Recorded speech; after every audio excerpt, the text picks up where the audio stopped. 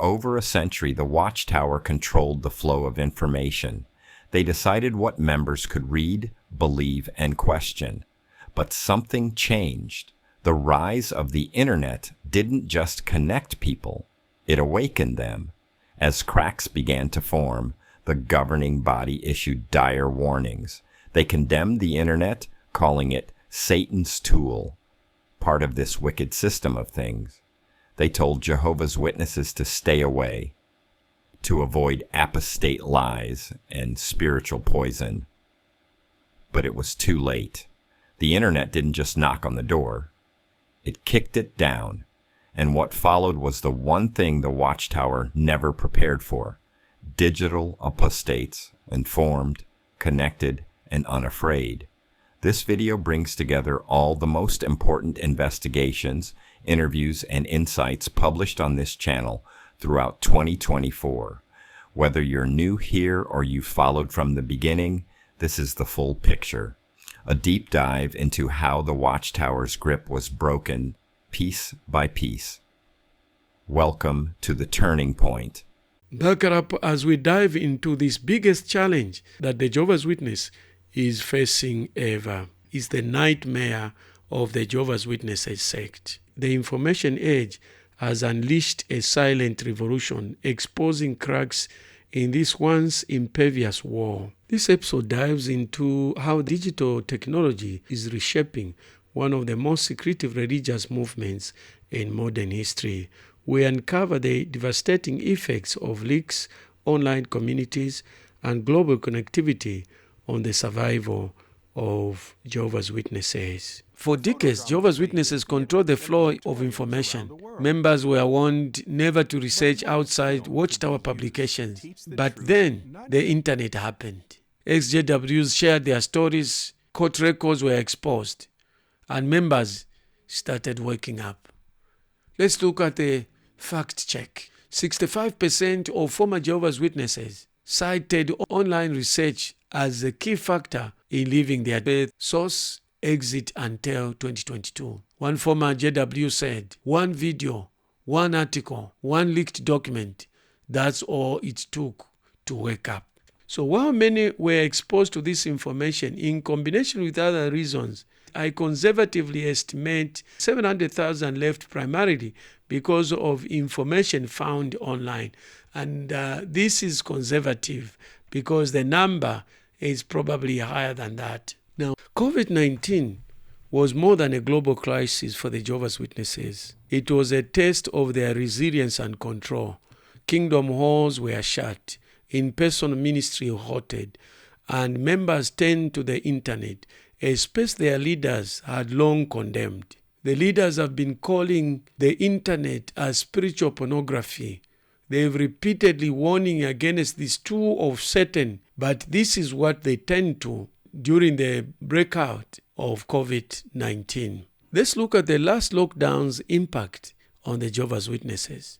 Firstly, there was a loss of routine and community. The first lockdown took away the Jehovah's Witnesses' most powerful tools. Routine and community meetings, conventions, door-to-door preachings were suspended. Members, isolated at home, relied on virtual meetings to stay connected. But many found this impersonal and unfulfilling. The members of the governing body utilized the internet like many other Christians did. Now, this became so dangerous because in the first place, this is the thing that the members of the governing body had condemned for years as the tool of Satan. But not only that, it gave an opportunity to Jehovah's Witnesses members to think, an opportunity to reflect the routines of going from door to door, from one event to another, where they had no time to think. For the first time, they had time to think because they were all by themselves. And most of them actually turned to the internet. And what happened when they turned to the internet? They were exposed to the apostate materials. They were exposed to alternative interpretation of the Bible. Now, if you are enjoying this program, don't forget to like, subscribe, and hit that notice bell so that every time I upload the video, you will be notified. So for a very long time, Jehovah's Witnesses had long relied upon the structured routines to reinforce their beliefs. But without this, they found themselves questioning these same beliefs in a way that they had not done before. Because for the first time, they had space to think. Let's look at point number 2, the rise of internet use among members. With time on their hands, many witnesses turned to the internet. Despite years of warning from the governing body, they encountered criticisms, alternative perspectives, even supportive communities of former members. For some, this was the first time they questioned their faith. Now, this shift was not without consequence. Let's listen to what the Pew Research says. The Pew Research shows that Jehovah's Witnesses exposed to outside materials are among the most likely to question or leave their faith entirely. So the members of the governing body know very, very well. This is orchestrated, this is engineered, it's deliberate. The only way the members of the governing body can keep enslaving their members is not to expose them to alternative way of thinking, to alternative doctrines. Their doctrines cannot stand scrutiny. Members cannot justify their beliefs when they're exposed to alternative interpretation of the Bible. The cost of obtaining university training is not our primary concern. It is the potential for spiritual harm that has moved us to provide the cautions we have shared in the past.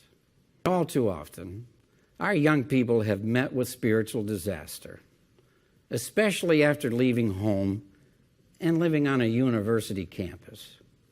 If we are in continued association with those who do not believe the same, it can erode our thinking and convictions.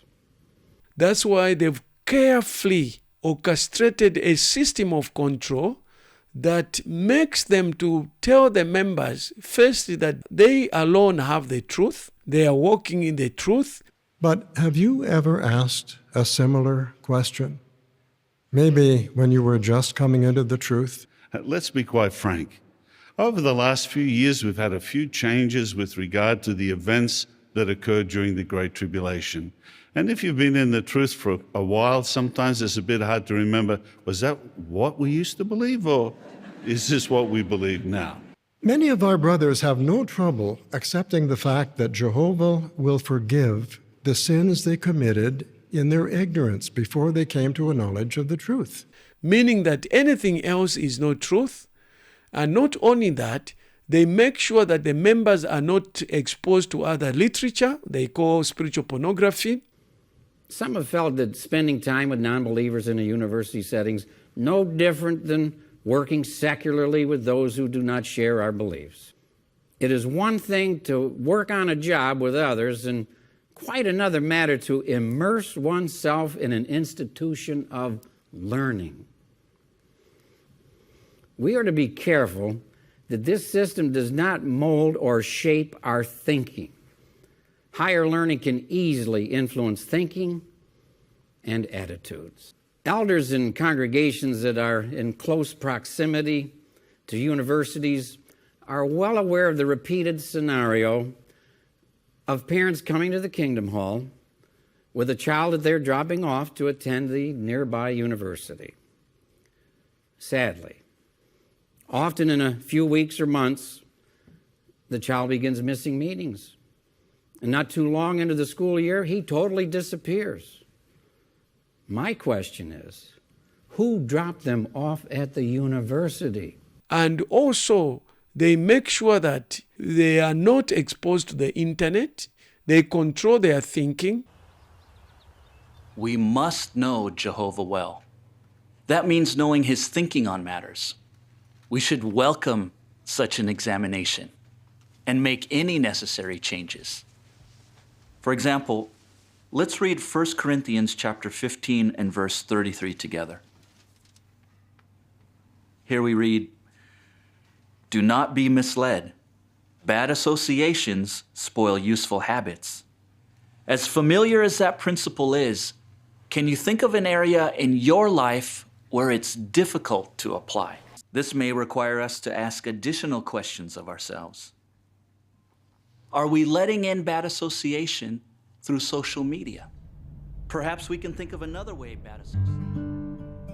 I don't think so. Except for some friends from my old congregation. Wow, they're not doing so well spiritually. But if I stay connected and see what they're doing, maybe I can help them. Can affect us. But they created a narrative that Jehovah is only found in the Jehovah's Witnesses organization. I've done a video about how the members of the governing body equate obedience to them to obedience to God. And in this video, I've asked a question and pointed out as to who do really Jehovah's Witnesses worship. So you as a member of the Jehovah's Witnesses, you should be able to see that actually you have been deceived and then you have been kept in darkness. You are in a system that controls you in such a way that you are not exposed to alternative thinking. If you have the truth stands the test of time. It should be able to stand against scrutiny. But if you have the truth, and this truth is protected against alternative perspectives, it cannot stand against scrutiny, then you don't have the truth. You have a lie. So now that you're out and you're living life and everything's much better, I can just assume life is much better. You're better. Yes. You're mentally, spiritually, physically, everything's better. When you look back on the witnesses, is there anything that kind of was like, wow, that should have rubbed me the wrong way back then and it didn't, but now I'm like, wow, I can't believe I thought that was either acceptable, normal, yada yada. I think the way they fearmonger into looking and doing research, like it is so surprising now how did I think that was okay, for so many years. As before I woke up, there was a point when I was questioning that started to bother me more. But before that, it didn't, and it's like the truth should be able to withstand a lie. So we shouldn't have to be afraid if these people are actually, lying about this stuff, then that should hold, the truth should hold up under that. So I guess that's, I'm, looking back, I'm surprised that it just seems so normal to think that way, So in this talk, we're not going to discuss persecution. We're going to discuss two of the subtle means Satan uses to weaken our faith: apostasy and negative reports about Jehovah's Witnesses in the media. So first, let's talk about apostasy, and we'll call it spiritual poison. Now think about poison. What's the best way to avoid being poisoned? Well, we have to recognize poison when we see it and then avoid it. And the same principle applies to teachings that could destroy our faith. And that's not always easy. Now, not many of our brothers and sisters would deliberately get involved with apostates, but it could happen without our realizing it. We receive letters at times from brothers and sisters who are troubled by something they saw on a web page, an accusation, a rumor about the society or about the organization. And the problem is, they had no idea that apostates were behind it. It's tricky, because the apostates don't advertise, "You are now on an apostate webpage." They often pose as sincere witnesses who just have questions or concerns. And some who aren't really apostates can cause just as much trouble as the apostates do by their negative talk and criticism. Brothers, we need to be on the alert. This is serious. Actually, walking in the truth is not being a member of the Jehovah's Witnesses. Is knowing Jesus. Jesus said, "You shall know the truth, and the truth shall set you free." But the Jehovah's Witnesses have known the truth, and the truth has actually bound them. The truth is Jesus Christ. Jesus says, "I'm the way, the truth, and life. No one goes to the Father but through me."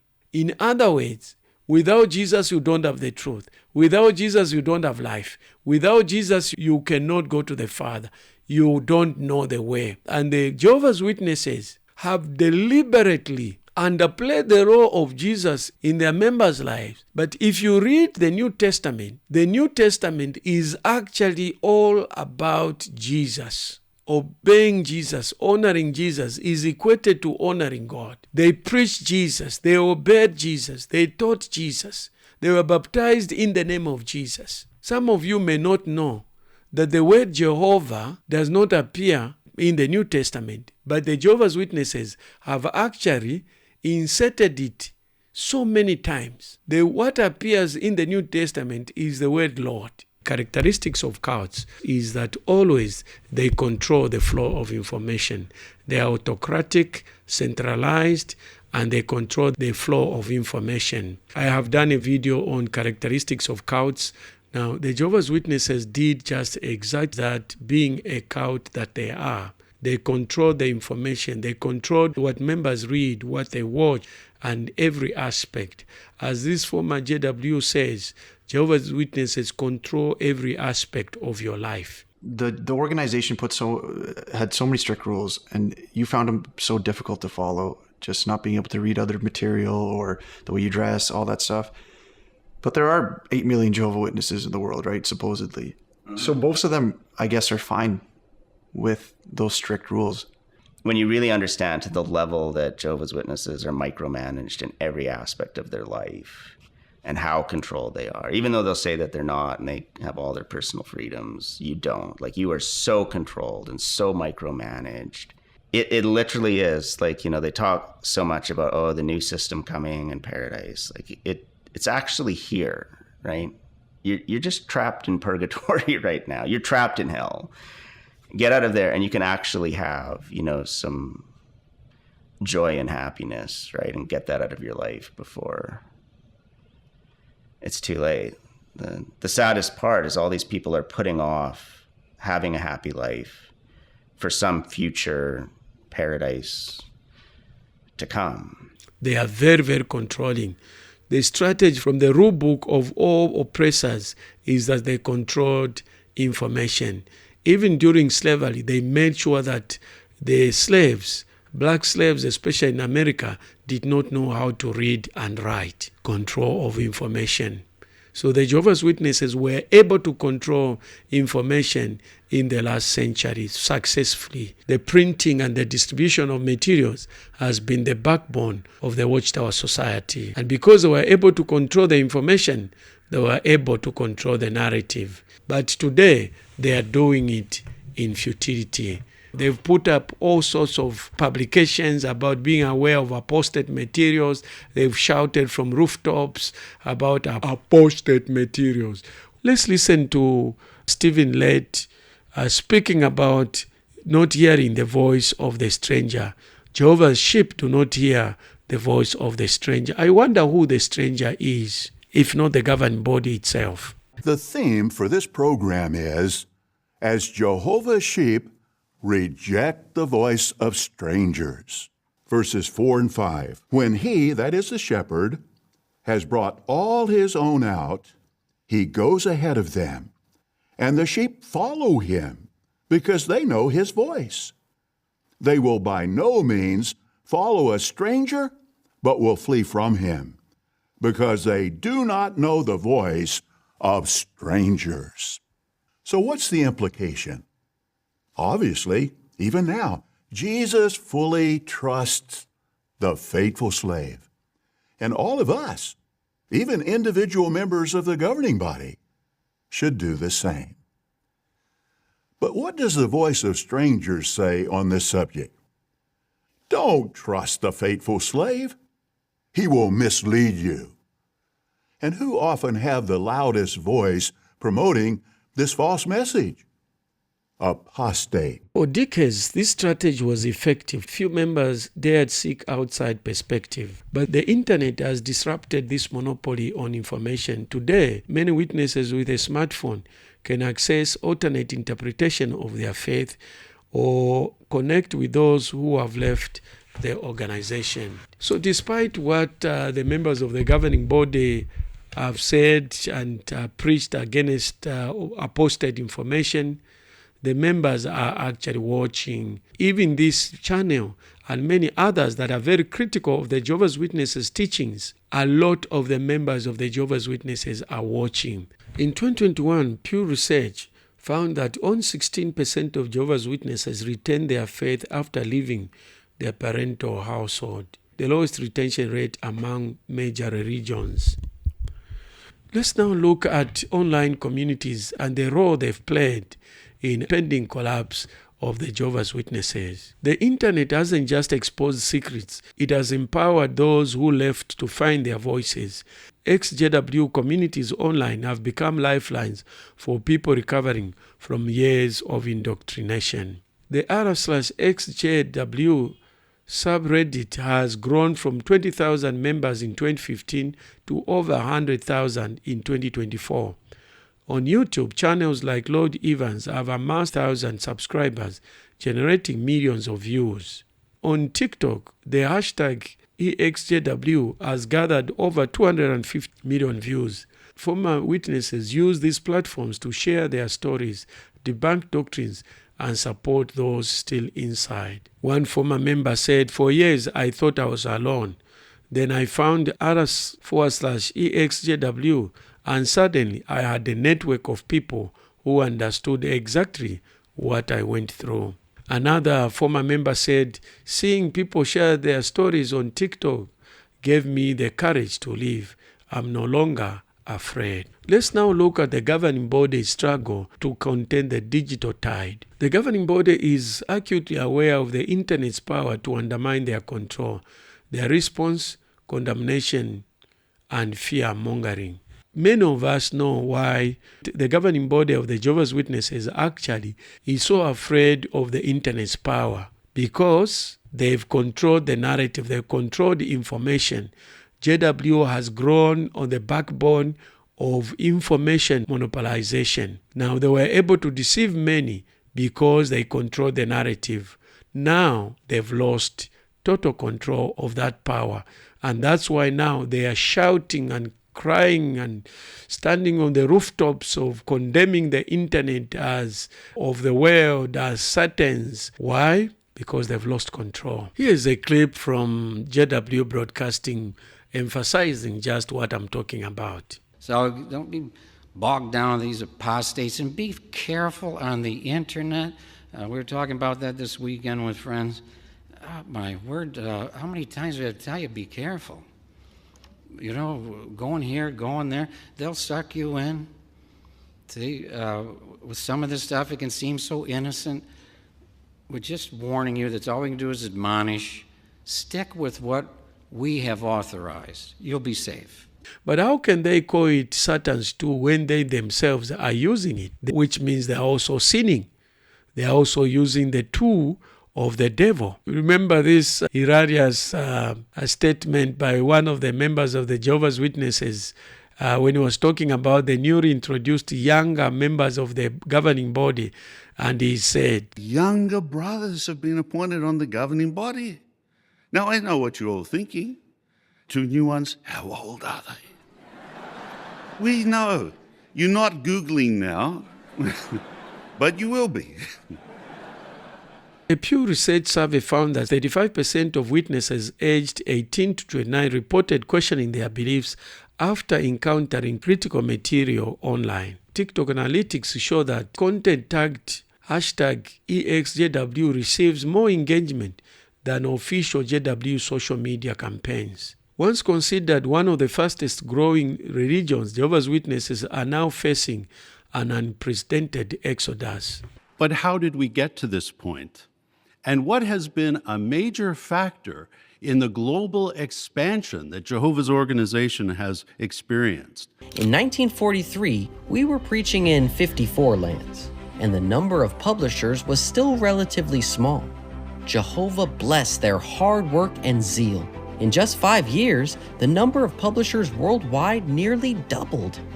By 1953, it had doubled again, and the reach of Jehovah's organization expanded to 143 lands. That 10-year burst of activity laid the foundation for Jehovah's organization to grow into what it has become today. over 8 million people spread across 239 lands, reaching billions with the truth. Once considered as one of the fastest growing religions in the world, Jehovah's Witnesses are now facing an unprecedented exodus. This is bigger than the exodus from Egypt to Canaan.